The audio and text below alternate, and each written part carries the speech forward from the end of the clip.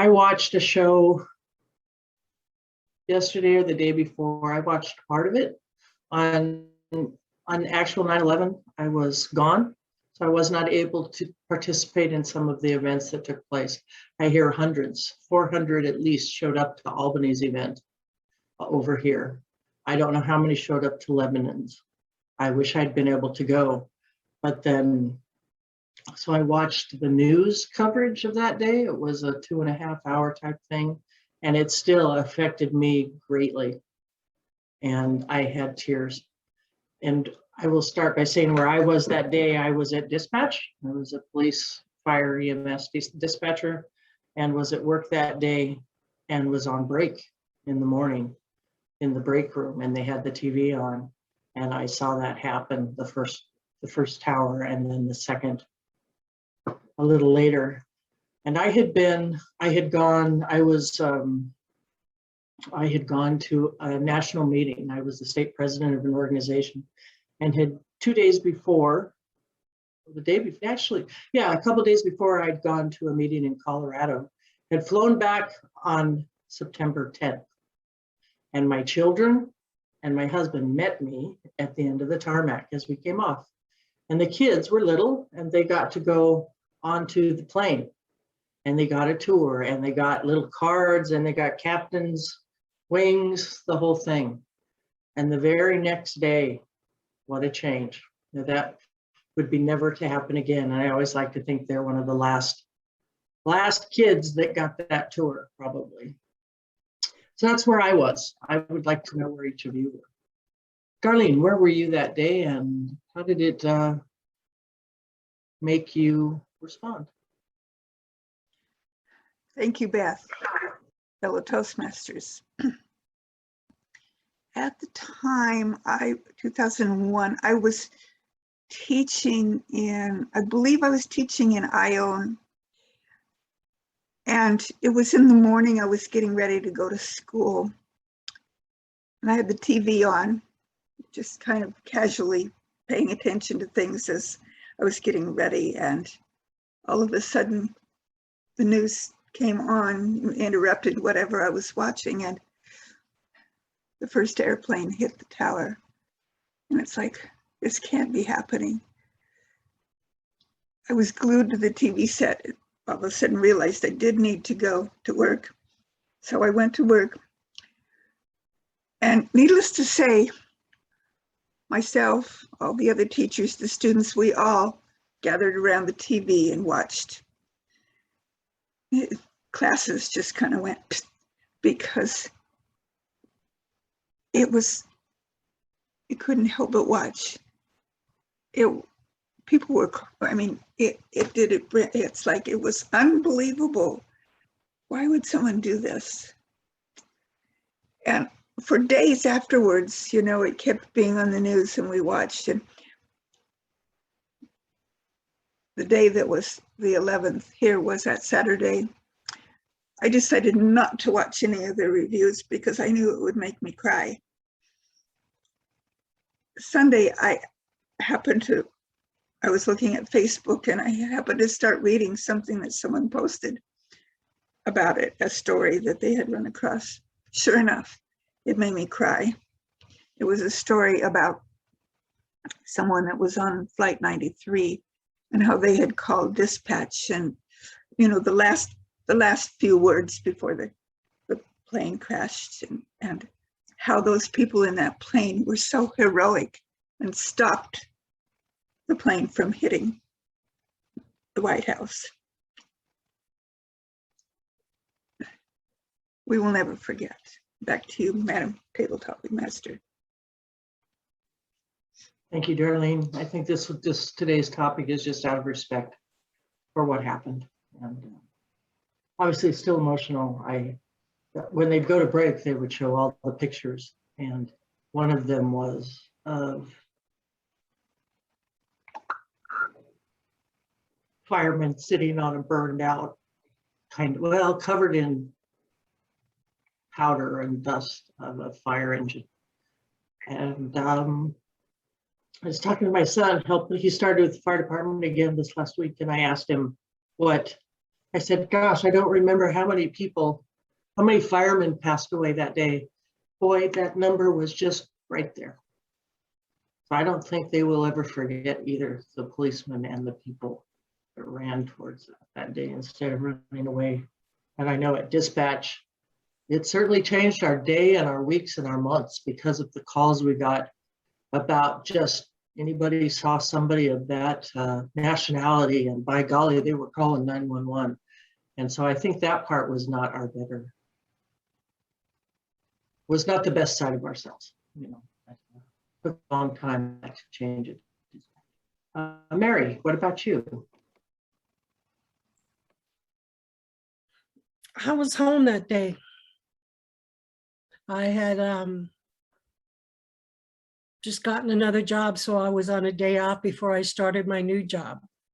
So I was home, gotten a cup of coffee, sitting down to watch TV, and what I normally watched wasn't on, and there was the two towers. One was on fire. I'm sitting there, what's going on here? And then I watched the plane hit the second tower. And I'm crying by now. Because all of a sudden I realized that the world had changed. In those moments, the world had changed for me, for my kids, and that we were going to war. I remember saying a prayer. Can't remember what the prayer was, but I remember saying a prayer that, and just sitting there and crying. I couldn't turn away from the TV. I couldn't get up. I just sat there, numb, in pain, crying. And it's a feeling I don't like. But about a month later, I think it was a month later, I wrote a poem called Days of Heroes. And I put September 11th, 2001 and December 7th, 1941 as 2 days of infamy. I put them together. So I usually try to post that poem on Facebook because it is so telling. It was about 2 days the United States was attacked unprovoked. And we had to respond.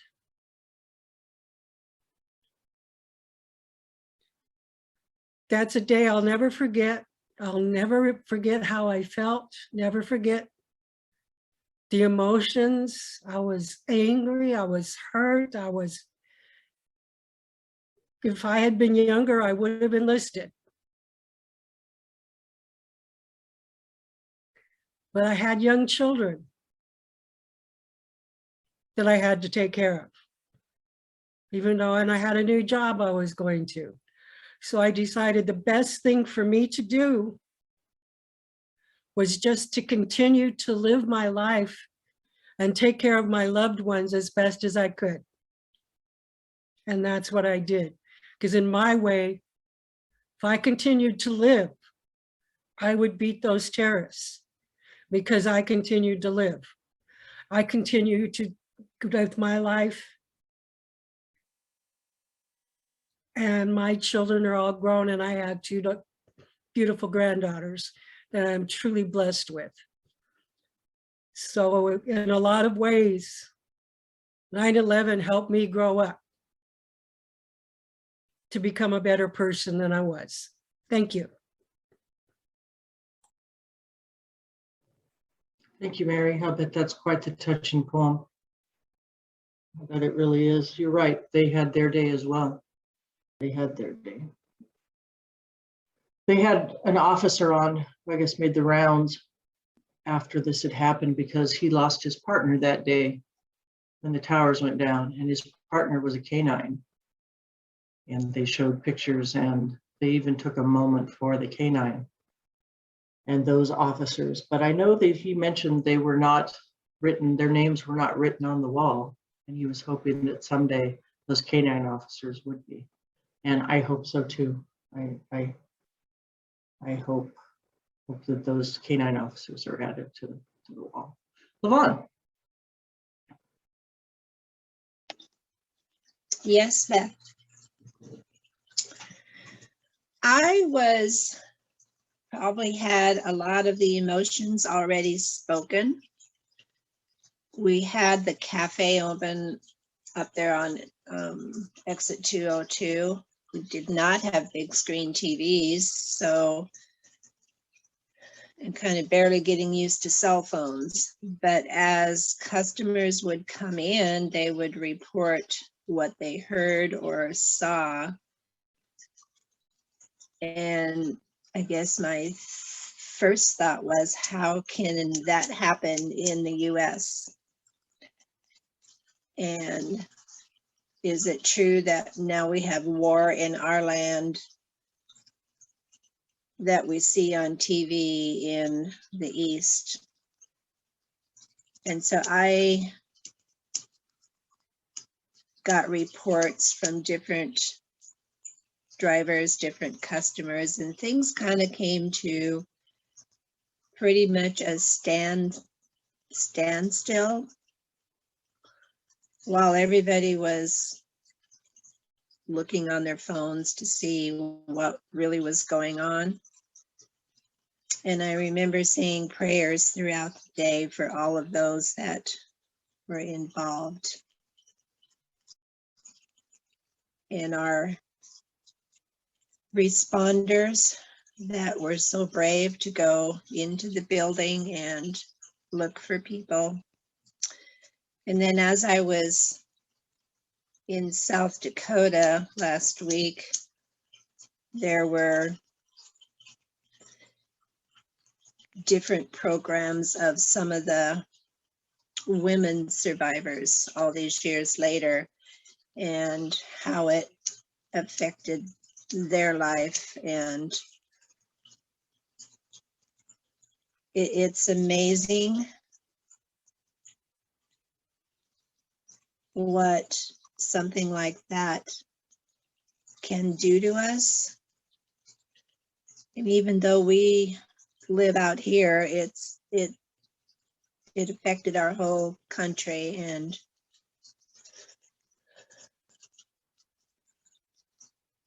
you just kind of look at life differently. Like Mary was saying, you look at life differently. You want to treat people differently, meaning loving them, taking care of your family, like Mary was saying, and just appreciating what we do have in this country.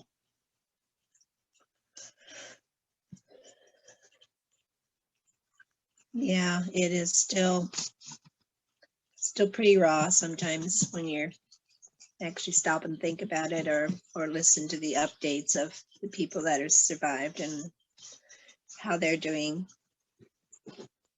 It's been 20 years already. Wow. Back to you, Madam Toastmaster. Thank you, Levon. There were grandchildren that were reading the names. It took several hours, at least at the one in New York, and people that had no clue other than they were reading the names of their uncles and aunts. And I hope that, like the December, like World War, the World War was to us, you know, not raw. It's part of history. It's up to us to make sure that our kids, I mean, how many generations is it going to be? Not very many, and they won't have any clue either what that day really meant. So I think it's up to us to try and teach them. So, Jim.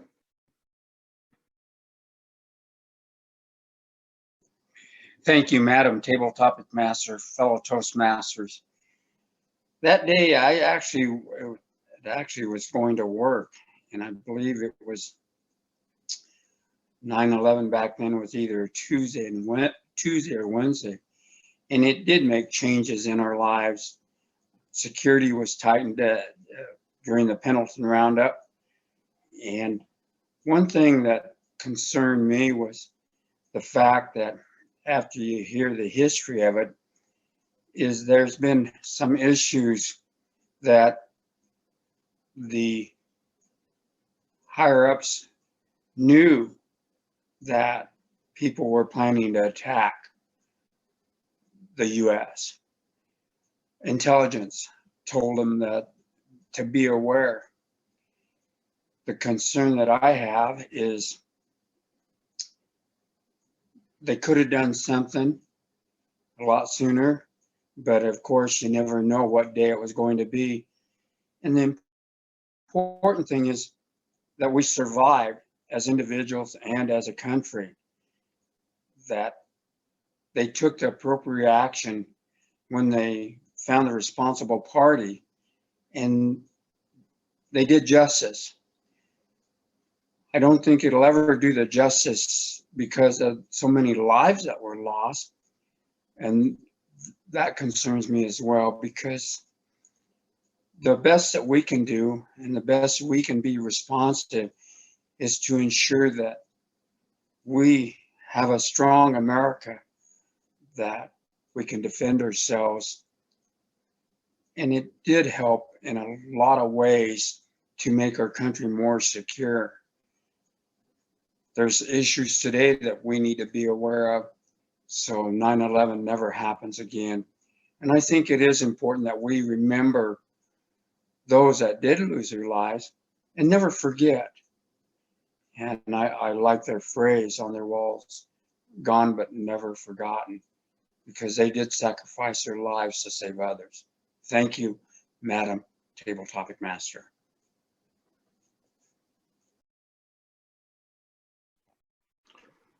Thank you, Jim. Lee?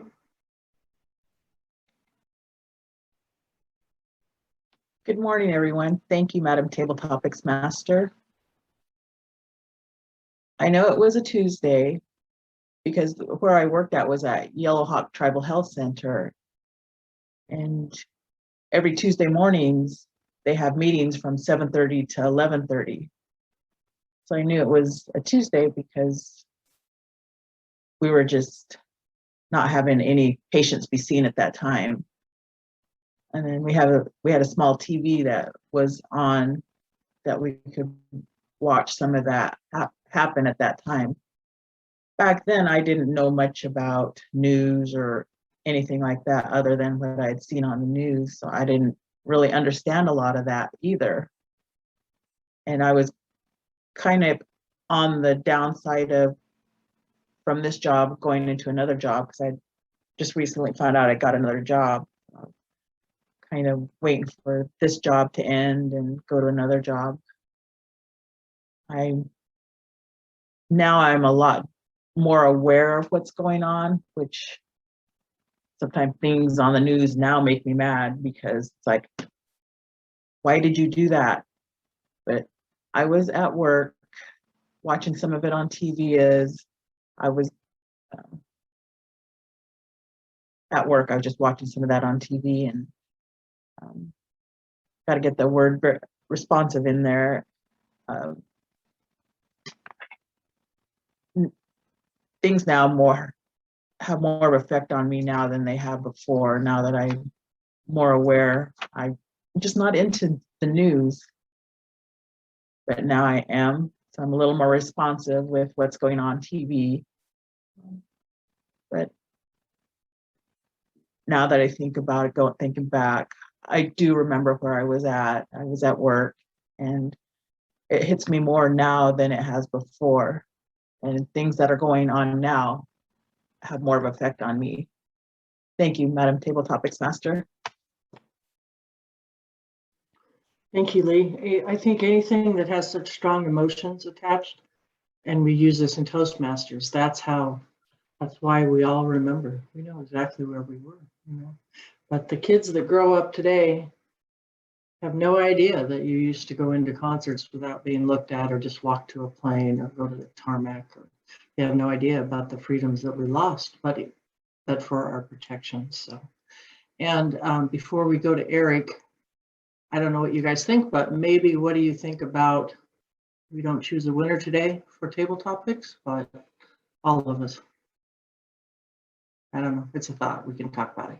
Eric.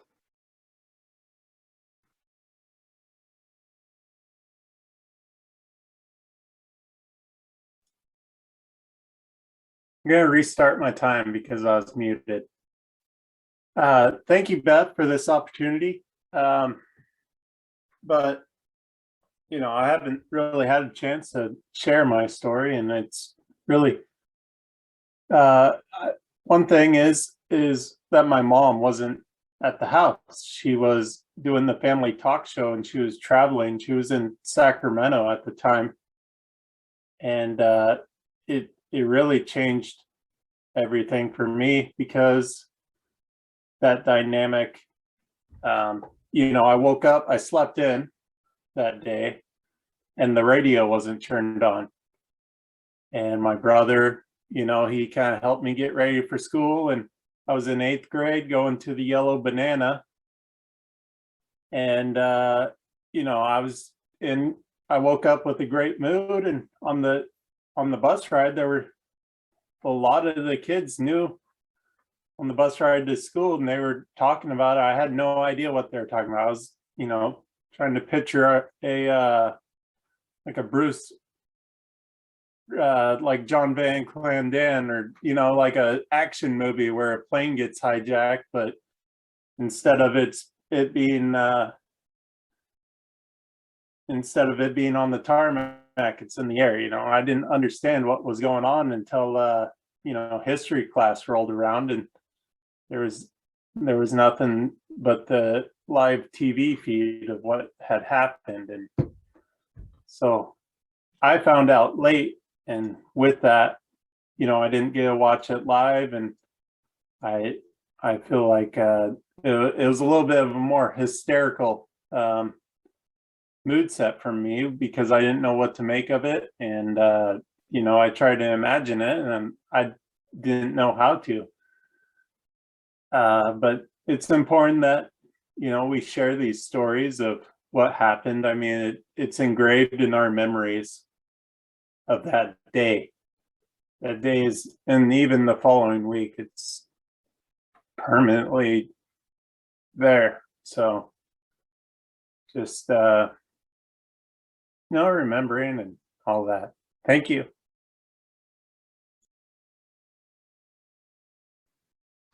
Thank you, Eric, and thank you all of you for that. And I think just out of respect for all the people involved in that day. I will go